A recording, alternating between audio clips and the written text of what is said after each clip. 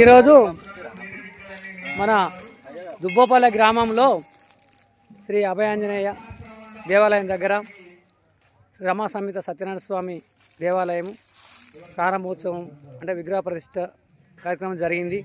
ఈ కార్యక్రమానికి మన గ్రామాల ప్రజలు, చుట్టుపక్కల గ్రామాల ప్రజలు చాలా దూరాల నుంచి వచ్చారు.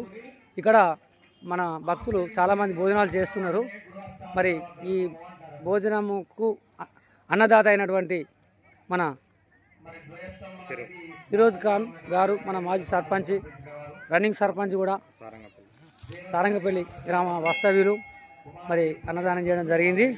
మరి ఆ అన్నదానం చేయడం అంటే అన్నదానము చేసిండ్రు. మరి ఆ వంటలు ఎలా ఉన్నాయో మనం ఇక్కడ వాళ్ళని అడిగి తెలుసుకుందాం. అన్న, ఈరోజు మన వంటలు, మన అన్నదాన కార్యక్రమం మీరు వచ్చారు కదా, వంటలు ఎలా ఉన్నాయో చెప్పాలి.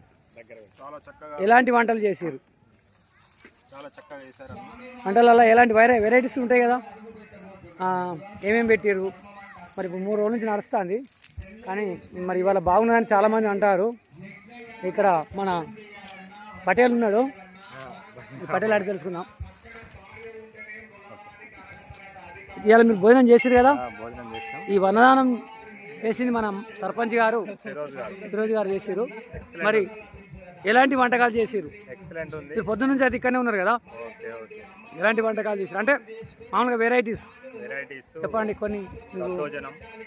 ప్రసాదం, పులిహోర మరియు బగారా, మళ్ళా పన్నీర్ కర్రీ, మళ్ళా ఆలు కర్రీ, గుత్తి వంకాయ కర్రీ, గుడాలు, చిప్స్, సాంబార్, ఇవన్నీ చాలా రకాలుగా ఉన్నాయి. మంచి టేస్ట్ ఉన్నాయి.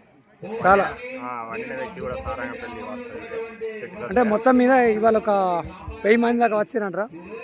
ఈజీగా ఒక 6 నుంచి 800 మంది వరకు వచ్చారు. అంటే అద్భుతమైనటువంటి కార్యక్రమం ఈ కార్యక్రమం.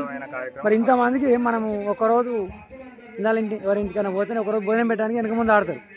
మరి అటువంటిది ఇంతమందికి మరి మన భోజనం పెట్టిన సర్పంచ్ గురించి మనము చాలా గొప్పగా చెప్పుకోవాల్సి ఉంటుంది.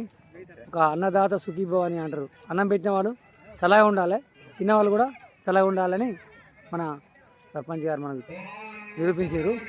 సర్పంచ్ గారికి మన థ్యాంక్స్. ఇంకా కూడా చాలామంది ఉన్నారు కదా, వారిని కూడా అడిగి తెలుసుకున్నాం. Okay, thank you.